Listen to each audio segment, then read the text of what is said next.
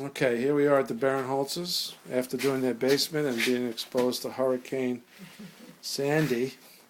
It's the first floor, all destroyed with the sheetrock. Oh, don't want to get you in the picture there. Cut out, first floor. And then we're going to go down and see if the basement held up. Other than some sediment on the floor, which can be mopped up, basement's in good shape. Walls intact, ceiling intact. I'm coming that way. We have photo-shy homeowners,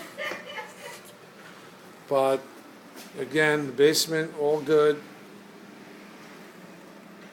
First floor, coming out of the basement and up.